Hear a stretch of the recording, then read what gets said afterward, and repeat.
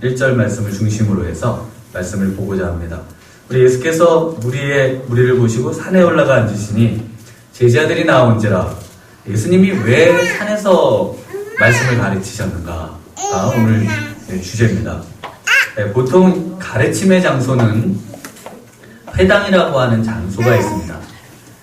회당이라고 하는 장소가 세 가지 기능이 있습니다. 회당이라고 하면 우리 이렇게 모여있는 모임을 옛날에는 다 회당이라고 불렀어요. 그래서 회당이라고 부르는데 이 회당에서 첫 번째는 하나님을 예배하는 기능이 있습니다. 회당이 생긴 것이 이제 보통 포로 후기, 말하자면 성전이 파괴되고 난 후에 회당이 생겼다고 보통 이야기를 합니다. 왜냐하면 성전에서 예배를 드리던 유대인들이 성전에서 예배를 드릴 수 없게 되면서 도대체 우리는 예배를 어디서 드려야 되는가 고민에 빠졌습니다. 그래서 우리가 성전이 없다고 예배를 드릴 수 없는 것이 아니고 우리가 함께 모여서 그래도 우리 하나님의 말씀 또 우리 하나님께 기도하는 장소를 만들어야 된다. 그래서 이 회당을 만들고, 회당은 성인 남자 10명으로 구성이 됩니다. 성인 남자 10명. 그래서 이 사도행전에 가서 보면 사도 바울이 성인 남자 10명이 없는 뭐 빌립보라든지 이런 곳에서 무엇을 찾냐면 기도처를 찾아요. 그래서 성인 남자 10명이 없는 곳은 기도처입니다. 기도처. 예전에는 교회도 마찬가지입니다. 예전에는 교회가 세례교인 수가 30명이 넘어야 교회라고 불렸습니다. 그럼 그 전까지는 뭐라고 불렸을까요? 기도처라고 불렸습니다. 그런데 지금은 이제 다 바뀌어서 이제 성도들이 모여 있으면 두세 사람의 성도가 모여 있으면 교회로 이렇게 이제 인정을 하는데, 원래 성경은 예수님이 두세 사람입니다. 그래서 우리 사모님하고 제가 모여서 예배 드려도 예수님이 거기에 계시고 또 뭐 3명이 모여도 거기 계시고. 저는 여기 이렇게 우리 성도님들이 계시는데 저는 뭐 많이 있으나 적게 있으나 항상 좋습니다. 좋고 귀하고. 제가 우리 주일학교 아이들이 자꾸 이렇게 적어지고 이래서 오늘 아침에 기도하면서 우리 사모님이 저보러 어떻게 해야 되냐고 물어봐서 원맨 비전을 갖자 딱 그랬습니다. 제가 한 명을 정말 하나님의 사람으로 만들면 그 사람이 세계를 변화시킬 수 있고 세상을 먹여 살릴 수 있는 그런 사람들이 되는 거죠. 그래서 이 회당은 원래 세 가지 기능 중에 예배의 기능이 가장 중요하고, 그 다음에 두 번째 중요한 기능이 바로 가르침의 기능입니다. 교육의 기능. 그리고 세 번째로 모여서 여러 가지 중대한 문제들을 처리하는 그런 이제 의결하는 그런 기능을 가지고 있습니다. 굉장히 중요한 기능들이에요. 그런데 그럼 예수님이 왜 산에 올라가 가르치셨는가? 아마도 이 기능들을 잘 행하지 못했던 것 같습니다. 요즘 보면 대학의 기능이 상실되니까 대학이 전부 이제 직업 취직 준비소가 다 돼버렸잖아요. 그래서 지난번에 우리 대학생 선교단체 간사님들이 오셨는데 아이들에게 예배 나오라고 하기가 미안하다. 너무 처절하고 바쁘게 또 미래를 준비하면서 이 대학생들이 살아가니까 도대체 예전에는 그래도 뭐라도 이렇게 끼고 다니면서 진리를 아십니까? 진리란 무엇인가? 대학생들이 세상은 왜 이렇게 생겼는가? 뭐 이러면서 뭔가 진리를 탐구하고 인생을 논하고 신을 논하고 뭐 이러면서 지식의 어떤 반열에 들어가고 이러는데, 지금은 이제 전부 우리는 무엇을 해야 먹고 사는가? 세대는 어떤 직종이 더 돈을 많이 주는가? 뭐 이런 이제 형태로 많이 바뀌어버리면서 오히려 이제 외부 기관들이 여러 가지 강좌들을 개설하고 또 연구소들이 생기고 이러면서 그 기능들을 대체하게 됩니다. 다시 말하면 그것은 본질적인 기능인데 본질적인 그 기능을 하지 못할 때 그것이 외부적인 다른 곳에서 그 기능들을 하게끔 생명력이 그쪽으로 이제 뻗어나가는 거죠. 사실은 왜 우리가 이단이 많냐 뭐 그런 거를 질문할 필요도 없습니다. 왜냐하면 교회가 교회 기능을 제대로 잘 감당하면 사실 그것들은 잠잠할 수밖에 없는데, 교회가 교회 기능을 하지 못하면서부터 교회가 해야 되는 기능들을 다른 어떤 기관들이 행한다든지 또는 다른 어떤 가르침들이 드러나는 그런 모습들을 볼 수가 있는 거죠. 그래서 예수님이 산에 올라가 앉아서 가르치시는, 물론 회당에서도 가르치십니다. 그러나 회당에서 가르칠 수 없는, 예수님이 가르치니까 낭떠러지에 가는데 막 가갖고 막 밀어 떨어뜨려 죽이려고 하고, 가르치려고 하니까 이제는 금지령이 내려갖고 예수님은 출입금지, 이렇게 이제 시간이 가면서 더 그것들이 심화됐겠죠. 예수님의 가르침의 주된 장소는 산이었고 또 바다였고, 이런 이제 다양한 가르침의 장소들이 보여지게 됩니다. 그러나 오늘 특별히 왜 산인가? 왜 산에서 산상수훈의 말씀을 가르치셨는가? 그래서 우리가 생각해 보려고 하는 것입니다. 이 산상수훈의 병행구가 되는 이 마태복음 5장, 6장, 7장, 이게 산상수훈입니다. 여기에 이제 병행되는 누가복음의 이 말씀이 있습니다. 6장 17절인데, 예수께서 그들과 함께 내려오사 평지에 서시니, 산에서 내려오셨다는 거죠. 그 제자의 많은 무리와 예수의 말씀도 듣고 병고침을 받으려고 유대 사방과 예루살렘과 두로와 시돈의 해안으로부터 온 많은 백성도 있더라. 그래서 산에서 내려오셔서 거기서 또 이 산상수훈과 흡사한 말씀을 가르치셔요. 그래서 많은 사람들이 이것은 산상수훈하고 다른 또 다른 평지 설교다, 이렇게 말씀을 합니다. 최근 유행하고 있는 중동의 눈으로 본 예수인가요? 이런 책도 제가 보니까 거기도 이 산상수훈이 있고, 또 이것은 평지에서 가르친 평지 설교다, 이렇게 또 가르침을 나눠놓기도 합니다. 또 어떤 분들은 이것은 같은데 이렇게 다르게 쓰고 싶은 대로 막 쓴 게 아니냐, 그래서 이 예수님의 어떤 말씀의 권위에 또 제자들이 그것은 인위적인 어떤 해석을 했다, 이렇게 또 주장을 하기도 합니다. 예수님께서 누가복음에서의 그 평지에서의 가르침은 사실은 이게 다른 게 아니에요. 그 문화와 또 어떤 지형과 이런 걸 잘 몰라서 그렇습니다. 그래서 거기서 전 공부를 해가지고 그게 아니라는 거를 제가 확실하게 말씀을 드릴 수가 있어요. 지금 말씀을 드리겠습니다. 그래서 그 산상수훈의 말씀하고 흡사한 누가복음 6장의 말씀은 12절부터 시작하죠. 이때 예수께서 기도하시러 산으로 가서 밤이 새도록 하나님께 기도하시고 밝음에 그 제자들을 부르사 그 중에 12를 택하여 사도라 칭하였다. 그래서 12명을 택하고 사도라 칭한 제자들을 부르심의 어떤 내용들이 나옵니다. 그리고 제자들과 함께 내려오는데 무리들이 막 오죠. 그래서 그곳에서 예수님이 제자들을 부르고 말씀을 가르치고 무리도 같이 거기서 이제 듣는 그런 이제 형태가 되는 거예요. 그래서 이 평지라고 하는 말을 이 지금 누가가 쓰고 있는데, 평지라고 하는 말이 성경에서 다양한 용어로 많이 쓰입니다. 그런데 이 누가가 쓰고 있는 평지라고 하는 요 한 단어, 평지라는 말을 성경 전체에 여기만 딱 쓰이는데요. 신약 성경에 요 말이 구약 성경에 딱 한 번 사용되는 곳이 있어요. 그게 어딘가 하면 이사야서 13장 2절입니다. 너희는 민둥산 위에 기치를 세우고 소리를 높여 그들을 부르며 손을 흔들어 그들을 존귀한 자의 문에 들어가게 하라. 여기서 너희는 어디에다가 기치를 세우고 소리를 높입니까? 민둥산이라고 되어 있는데, 이 민둥산이 이사야서 13장 2절이에요. 찾아보시면 됩니다. 민둥산이 바로 지금 이 누가가 말하고 있는 평지라는 이 헬라어 단어를 이제 사용을 하고 있습니다. 그래서 이 민둥산이라고 하는 말이 무슨 말인가 하면 바로 산이라는 말이에요. 산. 그러니까 산이 갈릴리 호수 주변이 이렇게 다 이스라엘에 이렇게 산이 많아요. 이렇게 산 지형이 데가 많은데, 이 산이 이렇게 있잖아요.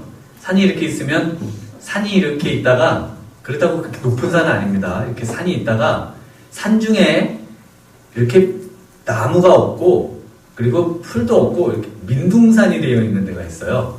그러면서 약간 평평한 데가 있습니다. 우리도 산에 올라가다 보면은 그런 데다가 의자도 갖다 놓고 해가지고 사람들 쉼터 해가지고 사람들이 거기에 등산하다 보면은 거기 앉아가지고 뭐 계란도 까먹고 또 음악도 틀고 어떤 사람은 낮잠도 자고 이런 넓은 공터가 나오죠. 그 넓은 공터를 가리켜서 평지라고 한 겁니다. 그러니까 예수님과 제자들은 산에서 내려와요. 내려오고 그 다음에 무리들은 그 평지에서 예수님이 산에 가셨는데 언제 오나 그러고 거기에서 이렇게 기다리고 있어요. 그리고 그걸 맞으러 갑니다. 그래서 예수님이 거기서 제자들을 부르니까 제자들이 나오고 또 사람들이 그 가운데 몰려서서 거기서 말씀을 듣습니다. 그러니까 산상수훈이나 평지설교나 사실은 같은 장소예요. 같은 장소인데 보는 입장에서 평지로 보이는 산 위에서 거기 평지가 있으면 평지로 보일 것 아닙니까? 평지라고 부르는 거고 또 멀리서 보면 건 전체적으로 산이거든요.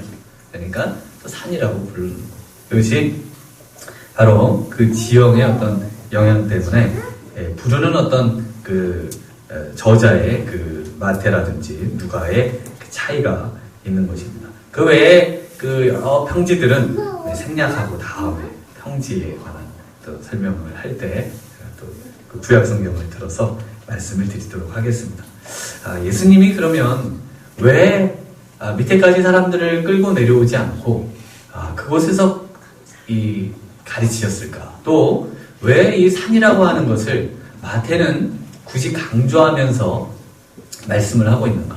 마태복음의 특징이 뭡니까? 구약과 신약을 연결해주는 그런 이제 그 길이 바로 이 모든 것의 이 창세기부터 요한계시록에 종말론 강화가 나오잖아요. 그것을 연결시켜주는 아주 중요한 복음서가 이 마태복음서입니다. 그래서 이 왜 하필 산인가?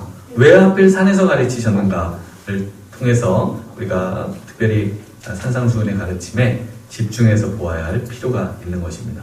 첫 번째는 산은 어떤 것인가? 산의 개념이 산은 기도의 장소입니다. 산은 기도의 장소인데 예수님의 기도는 지금 이 복음서에 총 6번 등장을 해요. 저희가 그래서 예수님의 기도를 한 몇 달 같이 한번 보신 적이 있잖아요. 한 6개월 보셨죠. 그래서 예수님의 기도가 대부분 다 산에서 이루어집니다. 그 대표적인 말씀이 누가복음 22장 39절에서 40절에 예수께서 나가사 습관을 따라 감람산에 가시매 제자들도 따라갔더니 그곳에 이르러 그들에게 이르시되 유혹에 빠지지 않게 기도하라 하시고 그들을 떠나 돈 덜진 만큼 가서 무릎을 꿇고 기도하여 이르시되 아버지여 만일 아버지의 뜻이거든 이 잔을 내게서 옮기시옵소서. 그러나 내 원대로 마옵시고 아버지의 원대로 되기를 원하나이다. 네, 바로 예수님은 습관을 따라 감람산에 가십니다. 예수님의 기도의 첫 번째 기도는 광야 금식 기도인데 거기도 보면 마태복음 4장 8절에 마귀가 또 그를 데리고 지극히 높은 산에 가서 천하만국과 그 영광을 보여. 왜냐하면 광야가 산처럼 되어 있어요. 올라갔다 내려갔다 올라갔다 내려갔다. 그 중에 가장 높은 봉우리 위에 마귀가 데려가서 그 영광을 보여주고 나를 경배해라. 그러면 이 모든 천하만국과 영광을 주겠다. 예수님이 단칼에 거절하시죠. 단칼의 거절도 필요합니다. 다음에 보고 거절하겠습니다 이런 거 말고 단칼에 그냥 이렇게 거절하는 거 있잖아요. 그 사탄의 음성 단칼에 거절하는 거 그런 게 필요합니다. 예배 못 가게 하는 모든 요소를 단칼에 거절하시고 예배 이렇게 오셨잖아요. 그게 필요합니다. 왜냐면 사람이 좀 그런 면도 있어야지. 맨날 뭐냐 단칼에 잘랐잖아요. 내가 사모님 반대 무릎 쓰고 안나 우리 가서 단칼이 필요한데 예수님이 바로 광야 금식 기도 가운데 단칼에 그냥 거절을 하십니다. 그 다음에 이제 두 번째 한적한 곳에 가서의 기도. 네, 바로 산은 한적한 곳에 최고죠. 그래서 제가 이 거제에 산에 가보니까 정말 한적하더라고요. 정말 무섭더라고요. 아무도 안 와요. 그렇게 안 오는 데는 처음 봤습니다. 사람이 좀 적기도 하지만 산에 아무도 안 와요. 바시락거리는 소리 나고 정말 한적합니다. 사람들이 오히려 저를 보면 무서워할 것 같다는 생각도 좀 듭니다만은 굉장히 한적합니다. 예수님이 그 한적한 곳에 가서 기도하시는 마가복음 1장 35절, 새벽 아직도 밝기 전에 예수께서 일어나 나가 한적한 곳으로 가사 거기서 기도하시더니, 그 다음에 세 번째로 누가복음 6장 12절 산기도죠. 이때 예수께서 기도하시러 산으로 가서 밤이 새도록 하나님께 기도하셨다. 그 다음에 이제 네 번째는 변화산 기도입니다.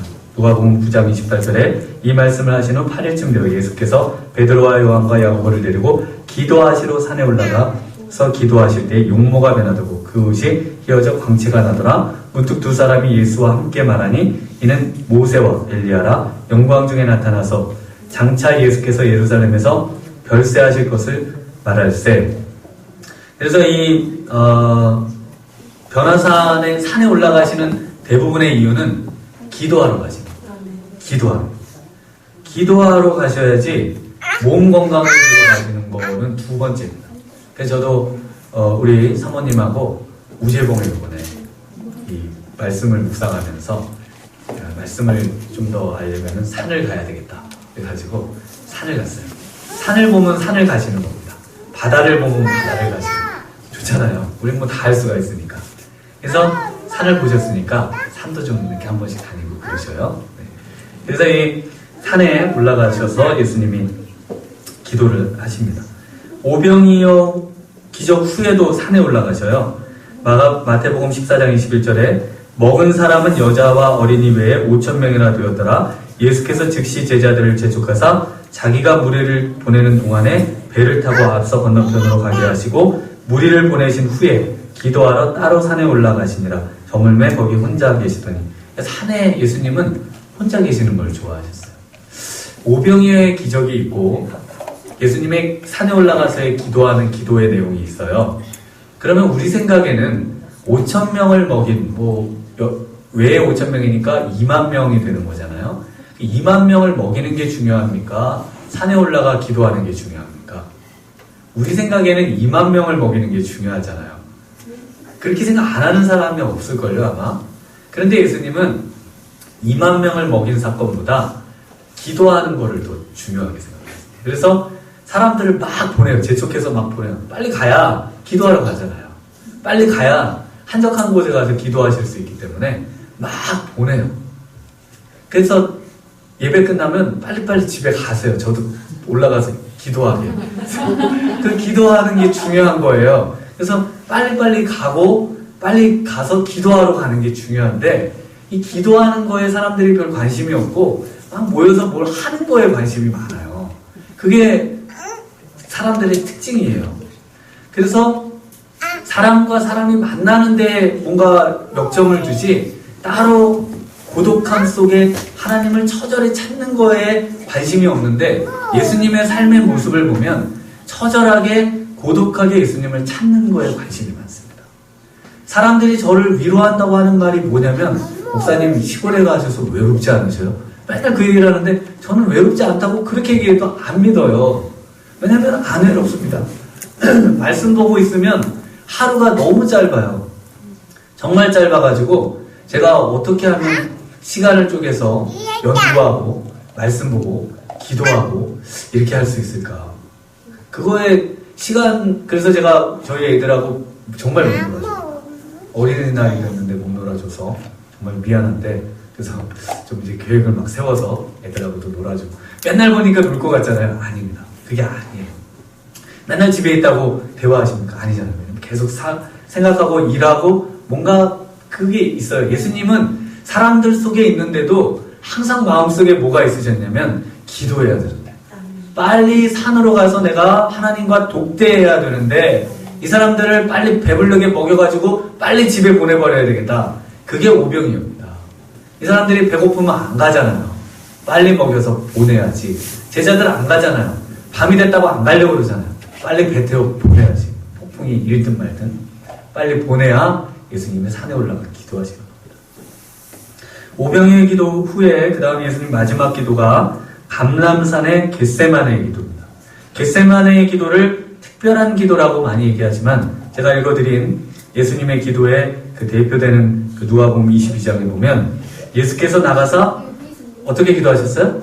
습관을 쫓아 감람산에 가셨지.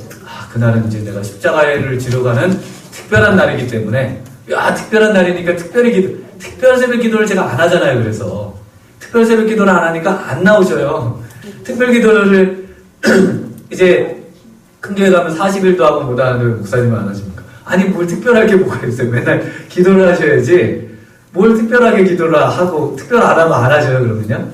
특별한 게 아니에요. 기도는 그냥 우리의 삶의 습관으로 배워지는 겁니다. 습관으로 붙는 거예요. 늘 우리의 삶이 기도가 되어야 돼요.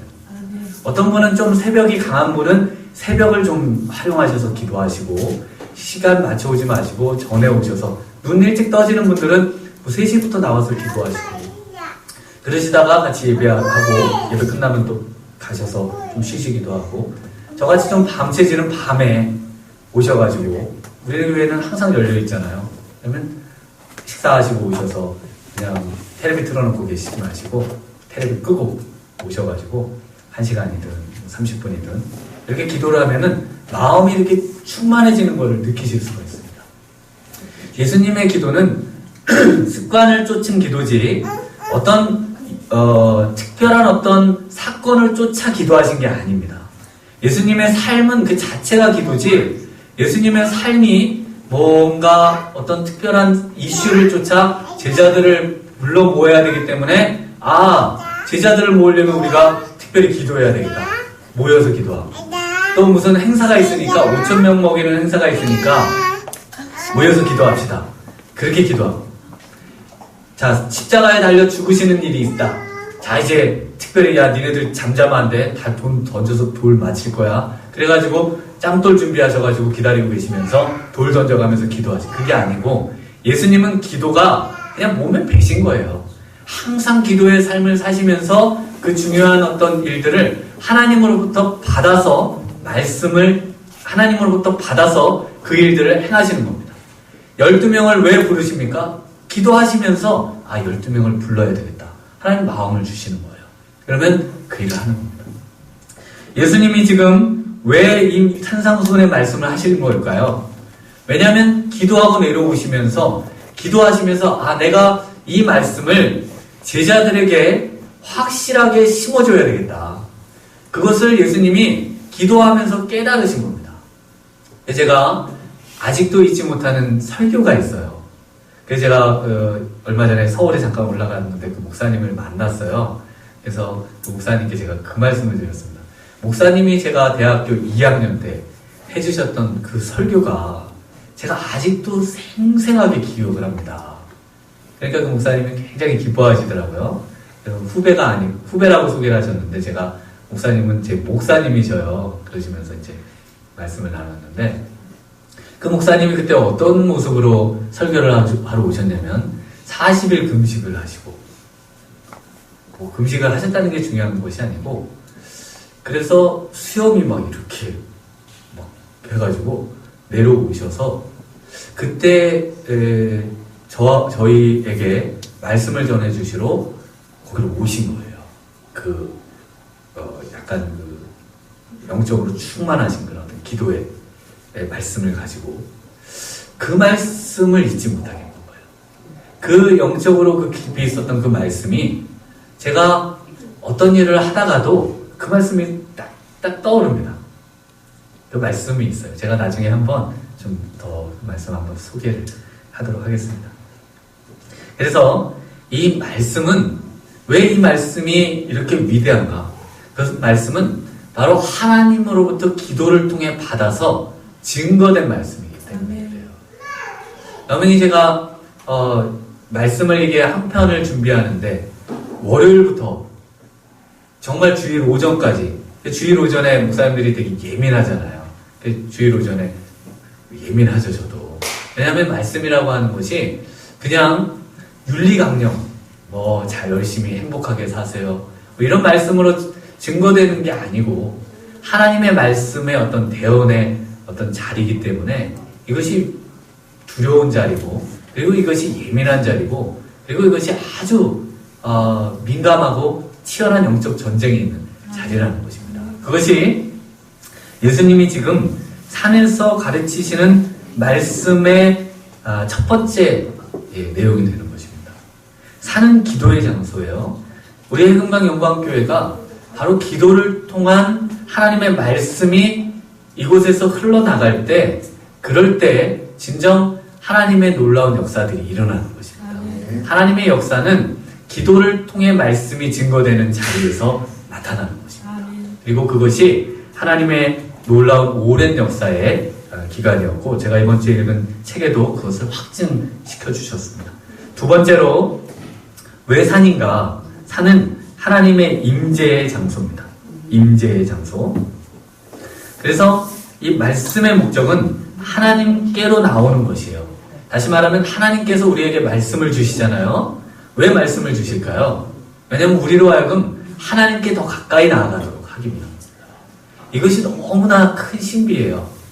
하나님이, 신이 인간에게 가까이 자꾸 오려고 하신다. 근데 인간은 신을 거부했죠. 창세기 아담으로부터 거부했거든요. 그래서 원래 습성상 신을 거부하려고 하는 습성이 있어요. 그리고 하나님은 인간이 신을 찾아오도록 하는데 굉장한 관심이 있으십니다. 그래서 아예 인간의 몸을 입고 이 땅에 와버리셨어요. 그게 예수님이시죠. 그래서 많은 철학자나 많은 사람들이 신을 우리가 알 수 있느냐, 신이라고 하는 걸 우리가 어떻게 알 수 있느냐, 이러면서 많은 토론을 하잖아요. 그런데 기독교의 신은 인간이 신을 찾아올 수 있도록 계속해서 그 방법을 알려줍니다. 계속해서 말씀을 줍니다. 그러면서 하나님을 찾아오도록 하는 거예요. 그래서 산에 하나님은 강림을 하십니다. 산에. 그리고 그 산에서 인간을 만나려고 하십니다. 그런데 인간과 신이 만나면 안 되잖아요. 죽잖아요, 인간이. 그러니까 중보자 예수님을 세우시죠. 이것이 이제 중보자 모세를 세우시는 것하고 흡사합니다. 신명기 5장 4절에서 5절에 여호와께서 산이 불 가운데에서 너희와 대면하여 말씀하시매 그때 너희가 불을 두려워하여 산에 오르지 못하므로 내가 여호와와 너희 중간에 서서 여호와의 말씀을 너희에게 전하였노라. 모세가 하나님과 인간 사이의 중간에 서서 말씀을 전했습니다. 그것이 이제 구약의 모세오경의 말씀이고, 그래서 모세오경이 굉장히 중요한 이유는 하나님의 말씀을 중간자를 통해서 이 백성에게 전했다는 것이고, 이 산상수훈의 말씀이 왜 중요합니까? 하나님이 예수님을 통해서 우리에게 말씀을 전했다는 거예요. 물론 예수님은 하나님이시지만 그처럼 이 말씀을 예수님이 전해주신다고 하는 것은 하나님의 말씀을 전해주신다는 것입니다. 그리고 그 말씀을 통해서 하나님의 장소로 나아가도록 그렇게 지금 하고 있습니다. 어디까지요? 하나님의 보좌까지 나아갑니다. 그래서 모세가 이스라엘 백성들의 중보자로 서서 손을 들어 기도하는데 아말렉과의 최초의 전투를 싸우면서 이기면서 이렇게 말씀하시죠. 이르되 여호와께서 맹세하시기를 여호와가 아말렉과 더불어 대대에 싸우리라 하셨다 하였더라. 그때 여호와께서 맹세하시기를 이라고 되어 있는 이 표현이 원래 의미는 손이 주의 보좌 위에 있기 때문에, 다시 말하면 모세가 하나님 앞에 하나님의 보좌를 손을 들어서 잡았다는 겁니다.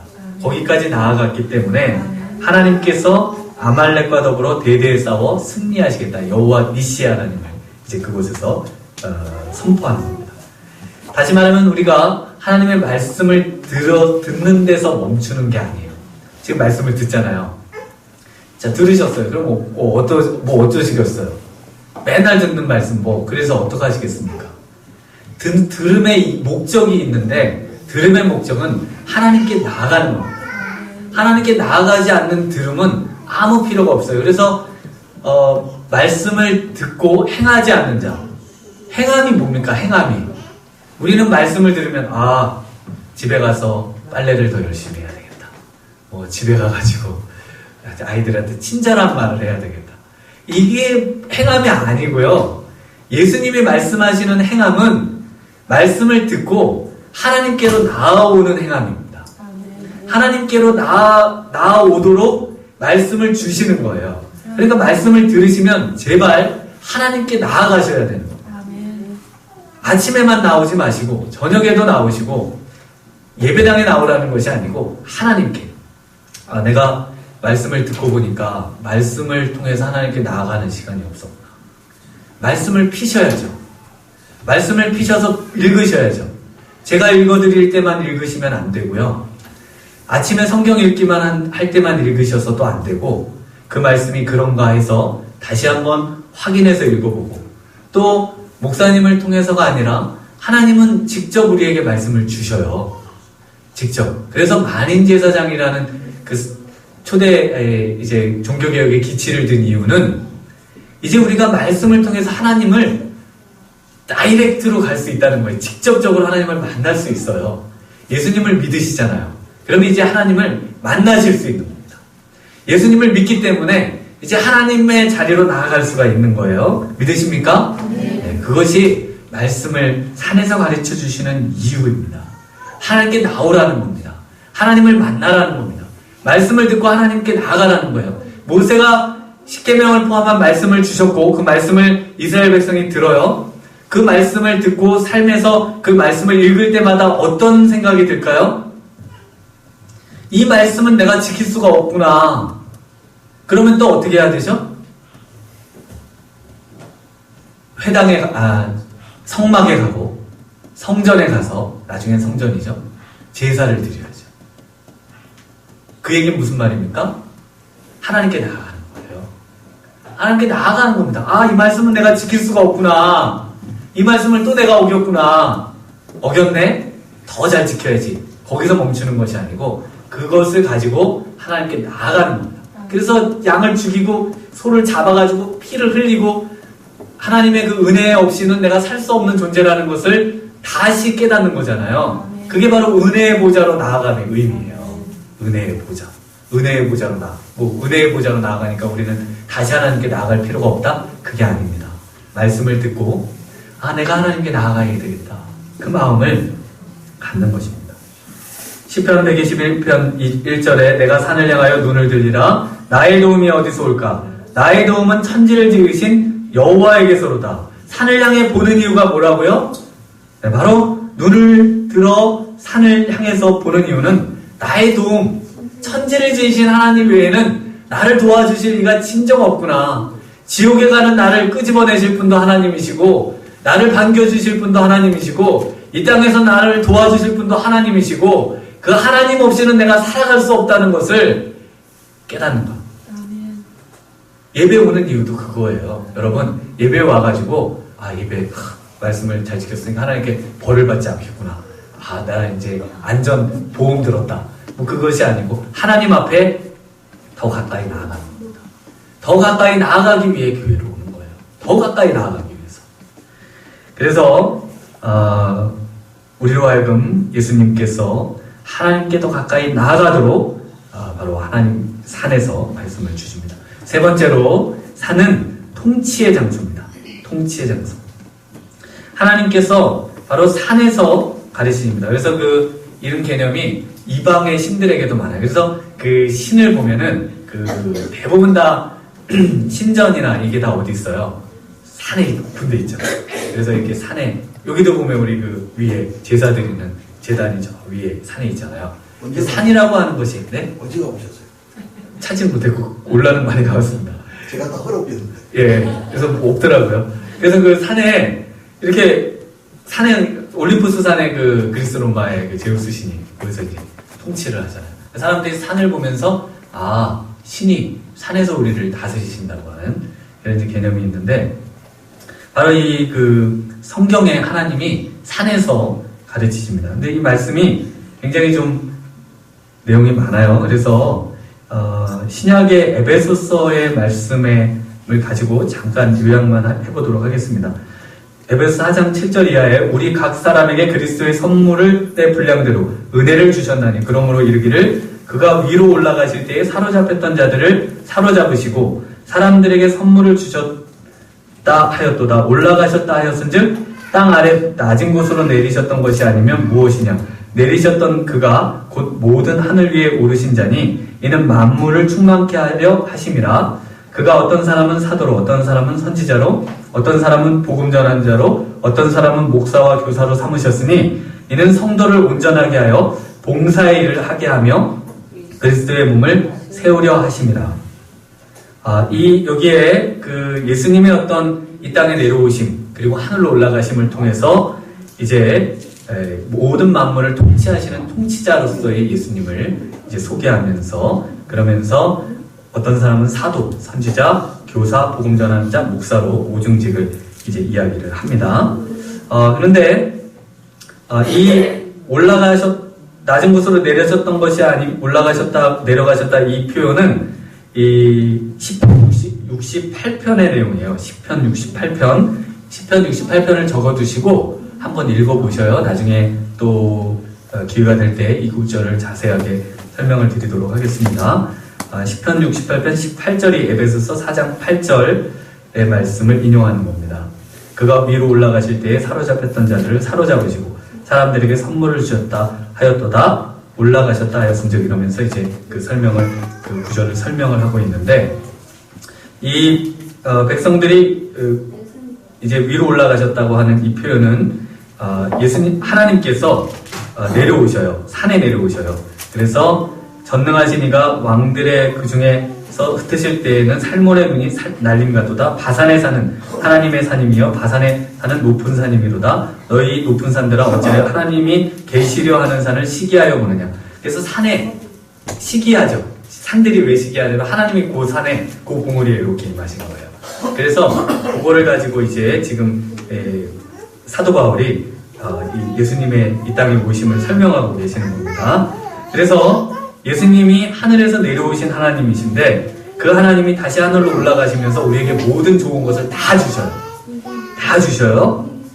그러면서 만물을 충만하게 하시고 만물을 다스리시고 그리고 몸된 교회를 세우시는데 이 교회는 굉장히 중요한 것입니다.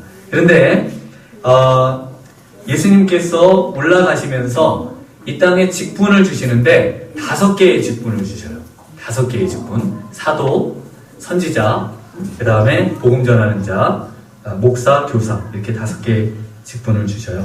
다시 말하면 제가 이 구절을 지금 계속 또 연구하잖아요. 우리 지난 주일 저녁에도 보셨는데 이 5개의 직분 외에는 교회의 직분이 없는 것 같아요. 우리가 이제 뒤에 섬기는 직분 무슨 직분이 나오는데 이것은 이제 부차적인 직분이고 실제 고유한 어떤 교회의 직분은 5개의 직분만 있는 것 같습니다. 그것은 이제 나중에 좀 더 저희가 시간이 가면서 한번 좀 더 생각을 해보려고 해요. 그 근거로 제가 하나만 이야기를 해보겠습니다. 이때 집사를 뽑잖아요.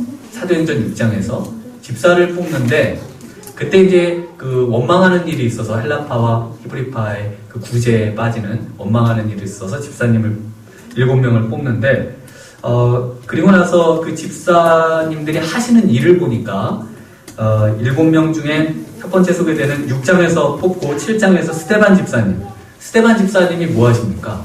7장 8장에서 설교를 하시고 그 다음에 그 설교에 사람들이 이를 갈고 돌을 들어가지고 다 쳐서 죽여가지고 순교하시고 하나님 보좌로 갑니다. 그래서 이제 올라가요. 그 다음에 8장에 가서는 또 어떤 집사님이 나오냐면 7명 중에 뽑힌 빌립 집사님이 나와요. 빌립 집사님이 사마리아 성 전도를 8장 9절에서 13절에 가서 사람들이 막 다 복음을 전해가지고 일어납니다. 그 다음에 성령의 음성을 듣고 광야로 가서 이티오피아 내시 바로 이 국무장관이죠. 장관에게 복음을 전해가지고 이티오피아에 복음이 전하게 하는 그런 놀라운 일을 하고 그리고 이제 돌아오는 그 가이사랴까지 돌아오는 길에 복음을 전하고 그리고 베드로가 그 길을 따라서 이제 그 복음을 다지는 그런 일들이 일어나게 됩니다. 그래서 이 집사의 직분의 고유 권한은 사실은 섬김의 어떤 권한 이전에 그것보다 더 고유한 권한이 있는데 그것이 바로 이 오중직에 들어가는 거예요. 바로 사도, 그 다음에 선지자, 그 다음에 복음 전하는 자, 교사, 목사. 목사는 이제 제가 목사입니다만, 목사는 목양하는 이런 어떤 돌봄의 어떤 역할이잖아요. 이렇게 사람이 이렇게 성품이 좋으셔서 이렇게 잘 돌보시는 분이 있는가 하면, 또 어떤 분은 이렇게 가르침을 잘하는 분이 있잖아요. 이게 이제 조금씩 달라요. 또 어떤 분은 약간 좀 이렇게 예언적인 그런 어떤 사람들의 어떤 그런 또 모습이 있고, 어떤 분들은 사도, 우리 지난 시간에 보셨던 것처럼, 주일날 보셨던 것처럼 이렇게 파송이 돼가지고 하나님의 일들을 하고 또 돌아와서 보고하고 또 파송하고 이런 어떤 사도적인 어떤 역할을 하는 분들이 계시고, 그래서 우리가 어떤 일을 해야 되는가, 그것을 항상 마음에 생각을 해보면 좋을 것 같습니다. 그 외의 일은 우리가 그냥 하는 거예요. 이건 그냥 하는 겁니다. 청소도 하고 뭣도 하고. 이거는 어떤 교회 집사라든지 어떤 직분자의 고유 권한이 아니에요. 그러니까 본질이 아닙니다. 본질은 말씀을 가르치고, 말씀을 증거하고, 기도하고, 안위하고, 품어주고, 섬겨주는 이런 일들을 하는 것이 바로 교회의 직분자의 본질이라는 것입니다. 그래서 제가 목표하는 바가 있어요. 우리 성도님들이 정말 말씀을 잘 배우고 깨달아 알아 이 자리까지 가는 겁니다. 12사도를 예수님이 불러 모으셔서 3년 동안 하신 일이 가르치시는 일이에요. 가르치시고 예수님이 승천하신 다음에 12제자가 한 일이 뭐예요? 전부 복음 전하고 가르치고 이 오중직을 행한 거예요. 5가지 일을. 그 제자들은 또 뭐 했을까요? 이 일을 한 겁니다. 전부. 그럼 우리는 뭘 해야 될까요? 이 일을 하는 겁니다. 우리가 해야 될 일은 무슨 창문을 깨끗하게 닦아내고 그래서 그것을 하나님께 영광을 돌리고 이런 내용들이 아닙니다. 하나님의 말씀을 온전히 깨달아 내 옆에 있는 누군가에게 하나님의 말씀을 깨닫도록 해주고, 복음을 알지 못하고 하나님을 알지 못하는 자들에게 하나님을 알게 하고 하나님을 느끼게 하고 또 그들을 섬김을 통해 하나님의 사랑을 느끼게 하고, 이런 일들이 일어나야 된다는 것입니다.